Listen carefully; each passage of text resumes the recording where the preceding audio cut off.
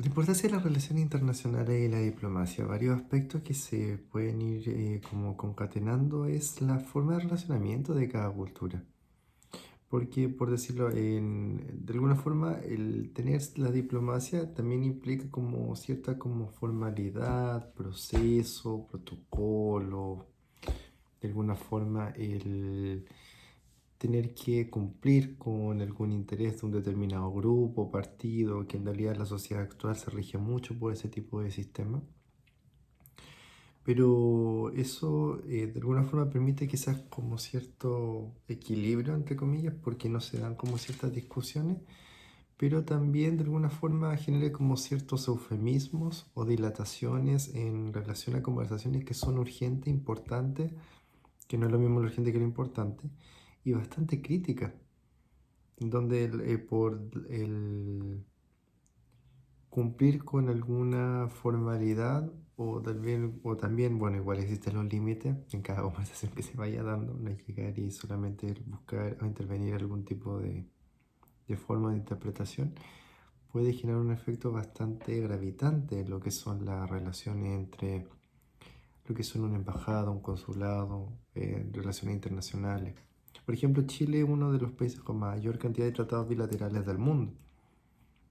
En realidad, el desarrollo de este país ha dado mucho por la vinculación que se ha logrado desarrollar o concatenar por aliados que le han abierto las puertas desde sus distintos orígenes. Entonces, bueno, esa ubicación como geopolítica y soberanía permite que las se establezca como cierto orden o cierta como tranquilidad entre lo que son las naciones. Sin embargo, igual existen aún determinados como herencias, por decirlo, de determinados momentos donde hoy día quizás habría que ya pasar a otro mundo. Bueno, en realidad podría haber una transición a otro espacio o a otro escenario, porque de alguna forma ya se conoce lo que pasa con una religión cuando toma el poder. Ya se conoce lo que pasa con un movimiento de izquierda, por decirlo, lo que pasa con un tema de derecha. Sin embargo, por decirlo, ¿por qué necesariamente cuando uno piensa en productividad y en el financiamiento, eso tiene que ser de un lado? Y cuando uno piensa en el cuidado del medio ambiente, en temas de derechos sociales o en el hecho de la consideración de determinados grupos, tiene que tener un matiz del otro. Porque no puede haber y considerarse que pueda ser de ambos. Por ejemplo, en Chile es un país que tiene mucho contraste en todo sentido. Por ejemplo, en el este tiene la cordillera, que eso es frío y es agua sólida. Y en el oeste tiene un océano.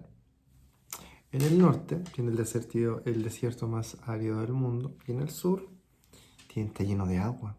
Una de las mayores reservas de agua del mundo, de agua dulce en el mundo, se encuentra en Chile. Y además después tiene el Ártico. En el norte, antiguamente esa parte quedó todo dominado por lo que eran los incas, que en realidad los incas eran un pueblo mucho más diplomático, fueron un imperio.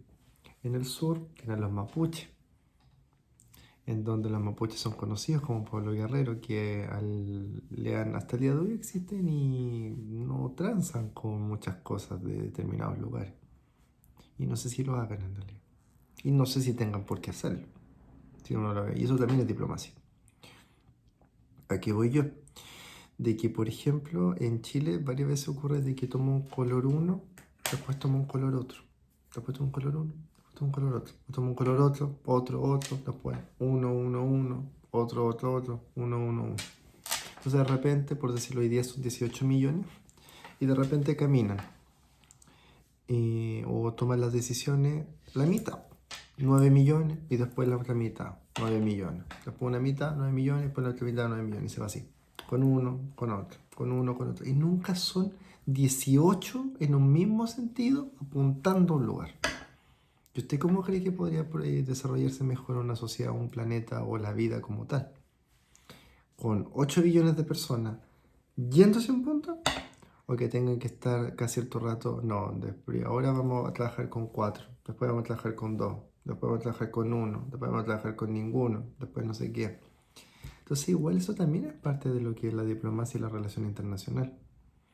Porque por decirlo, si uno va viendo lo que es temas como de razas sociales o de, ¿cómo lo puedo decir? De cómo se va generando determinadas consideraciones respecto a determinado grupo a diferencia de otro, eso igual implica o impacta en estas mismas tradiciones que se han ido manteniendo desde antes.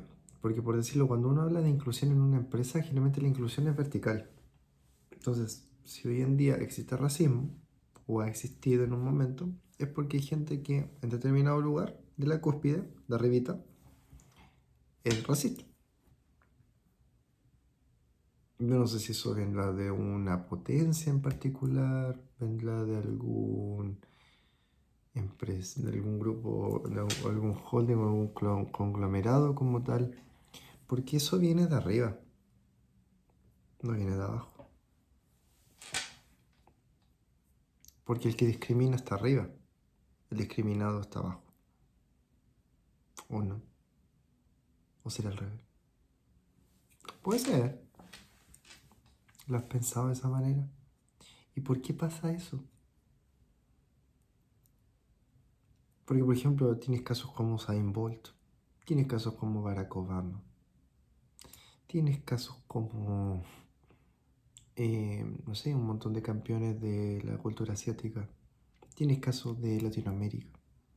Messi, que es el futbolista que es increíble y el caballero no es de una potencia increíble.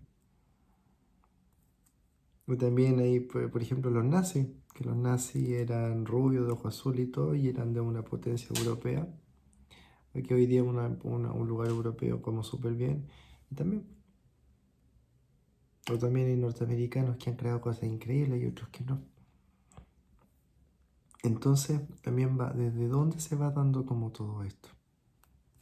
¿Cómo se va relacionando? ¿Cómo se va asociando? ¿Y por qué sigue pasando? ¿Y por qué tiene que seguir pasando? ¿Con qué fin? ¿Con qué cuidado?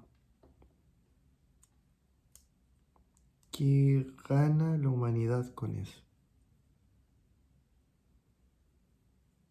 ¿Es una relación ganar-ganar el racismo? ¿O es una relación ganar-perder? ¿Y cuándo son los negocios para la gente con toda esta mentalidad comercial que hay? ¿Y por qué se sostiene? ¿O quién lo financia? ¿Y por qué lo siguen financiando? Me acuerdo que hubo como una vez un tema como comunicacional de alguna cosa, una interpretación de determinada cuestión. Y un determinado país europeo habló como de una invasión de ciertas personas de un continente por sobre otro. Y en realidad eso también refleja como un aspecto y una consecuencia de lo que se fue como la hegemonía, entre otros puntos. Y de ahí eso tiene consecuencias. Entonces, también, por ejemplo, si hubo un continente que se enriqueció a costa del exterminio, además del empobrecimiento de otros lugares, ¿no será quizás considerable para liberarse quizás de un determinado karma el devolver la mano o el devolver aquello por lo cual se logró desarrollar y enriquecer a costa del desmedro de otra persona, de otras personas, como para compensar todo su desarrollo en función que fue por detrimento de alguien más? Podría ser, o quizás no. ¿Qué crees tú?